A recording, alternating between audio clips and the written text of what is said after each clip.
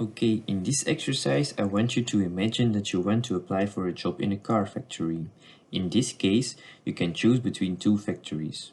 These two factories have identical employment conditions, and for instance the wages are identical, but only differ in the way how work is organized. In Factory 1, all employees get one specific task that they have to do when working at the assembly line.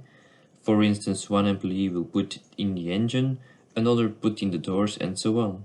Factory 2 uses a different approach. Here, employees are put together in small teams, and within a team, employees have the autonomy to decide who is going to do what, and to vary between the different tasks as much as they want. Moreover, they also have the freedom to decide when they take a break and so on.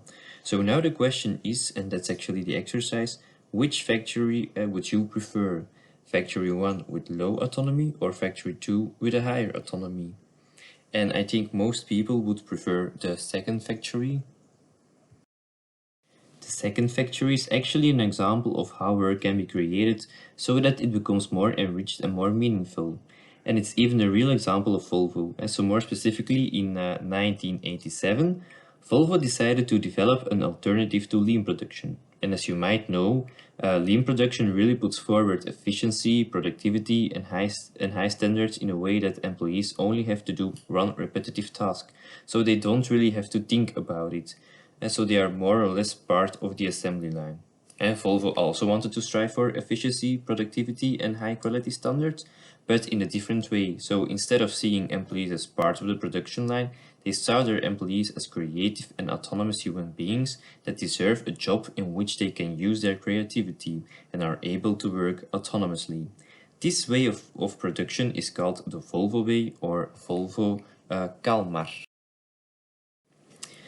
The example of Volvo is a typical example of how organizations can redesign work in order to make it more motivating. And motivating work has many benefits for both employees and employers. In fact, employees will be happy with their job, will find their job important, will be engaged in their job, and so on. All these positive feelings towards their job will ensure that they are less absent, less sick, and will be less inclined to quit their job. So in other words, absenteeism and turnover intention will reduce as well. Changes in work design made by organizations and managers are called top-down changes. However, are organizations actually the only one that can make changes in the way how work is designed? The answer is of course no. Employees themselves can also make changes in their work. These changes are called bottom-up changes. One way to do so is via job crafting, and this will be the focus of the lesson of today. Bottom-up and top-down changes will be influenced by contextual and individual influences. Regarding contextual influences, we can make a distinction between higher-level external influences, thus influences outside the organization, organizational influences, and local influences. Applied to job crafting, a good example of higher-level external influences is the current COVID-19 crisis.